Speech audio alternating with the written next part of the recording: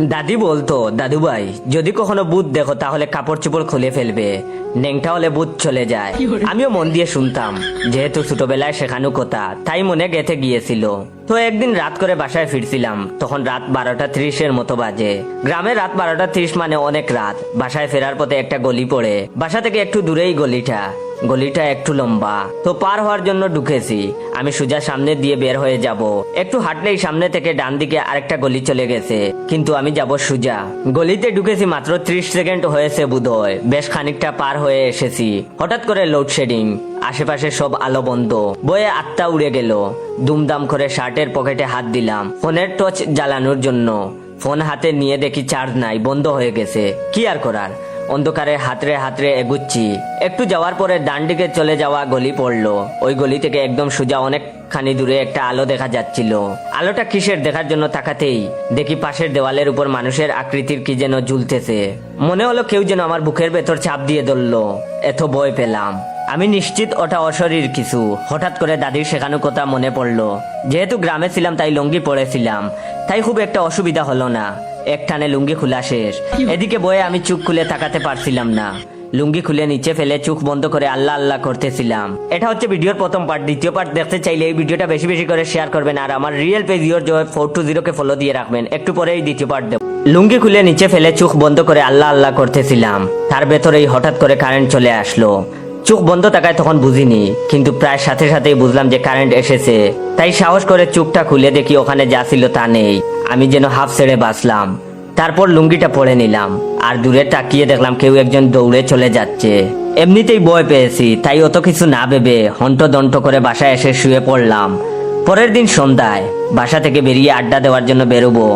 মা তখন বলতেছেন, রাত করে তো ঘোরাফেরা করিস, একটু সাবধানে যাইস। আমি তখন বললাম, কেন মা? তখন মা বললেন, কাল রাতে ওই পাড়ার কালু নাকি আমাদের ওই গলিতে বসেছিল, ও নাকি নেংটু ভূত দেখেছে। আমি অবাক হয়ে বললাম, কালু? মা বলল, হা, বেচারা খুব ভয় পেয়েছে, কাল রাতে নাকি ওকে পানি ঢেলেছে। ভাইরে ভাই, শেষমেশ দেখি আমি নিজেই ভূত হয়ে গেলাম। আমার রিয়েল পেজ ইওর জয় 420 কে ফলো দিয়ে রাখবেন। মিম, তোমাকে কিনা দিমু কয়েক হালি ডিম। রাইসা, তোমার সাথে দেখা করতে গিয়ে আমি গেছি ফাইসা। রিয়া, তুমি আমায় করবানি বিয়া। সুমাইয়া, তোমার সাথে থাকমু আমি ঘুমাইয়া। রাখি, প্লিজ দিও না আমায় ফাঁকি। বৃষ্টি, তোমার জন্য ইয়া হয়েছি আমি সৃষ্টি। মৌ, তুমি হবানি আমার বউ। সুইটি, তুই যদি মোর হইতি। সুনিয়া, থাকো না তুমি আমার জীবনের সাথে জড়িয়া। সামিয়া, তোমার বাপরে কইও তোমারে করমু আমি বিয়া। ফারিয়া, তুমি মোর না হইলে চান্দে গিয়া মোর জীবনটা দিমু ছাড়িয়া। তৃষা, তোমার জন্য করতাছি উগান্ডা যাওয়ার ভিসা। নুসরাত, তুমি যদি হও রাজি, তোমার জন্য আমার জীবন রাখমু বাজি। মারিয়া, তোমার জন্য সবাই রে দিমু আমি ছাড়িয়া। প্রিয়া, তোমার জন্য খান্দে আমার হিয়া। বল্টু তার গার্লফ্রেন্ডকে কল দিয়ে বলল, তোমার মাথায় কি উকুন আছে? তার গার্লফ্রেন্ড বলল, না তো, আমার মাথায় একদম পরিষ্কার। ওসব কেন আমার মাথায় থাকবে? তুমি জানো না আমি কত যত্ন করি আমার চুল। বল্টু বলল, হ্যাঁ জানি তো, কিন্তু আমার তো মনটা খারাপ হয়ে গেল। তখন তার প্রেমিকা বলল, কেন, কি হয়েছে? তখন বল্টু বলল, একটু আগে রেল লাইন ধরে হাঁটছি, তখন দেখি একটা লোক তার স্ত্রীর মাথায় উকুন বের করে দিচ্ছেন। তার প্রেমিকা বলল, তারপর? বল্টু বলল, আমার কাছে এতটা রোমান্টিক লাগলো, খুব ভালো লাগছে। আমি তাদের সঙ্গে কথা বললাম, তখন আরো ভালো লাগলো। তখন তার প্রেমিকা বলল, তাই নাকি? বল্টু বলল, হ্যাঁ। বল্টু বলল, তারপর মনে মনে ভাবলাম, আমার স্ত্রীর যদি মাথায় উকুন থাকতো তাহলে আমিও তো তার মাথা থেকে উকুন বের করতাম, দুজনেই হাসতে হাসতে গল্প করতাম। তখন তার প্রেমিকা বলল, সত্যি বলছো? বল্টু বলল, হ্যাঁ সত্যি বলছি, কিন্তু তোমার মাথায় তো উকুন নেই। তখন তার প্রেমিকা বলল, একটা কথা বলি? তখন বল্টু বলল, হ্যাঁ বলো। তার প্রেমিকা বলল, আমি মিথ্যা কথা বলেছি, আসলে আমার মাথা ভর্তি উকুন।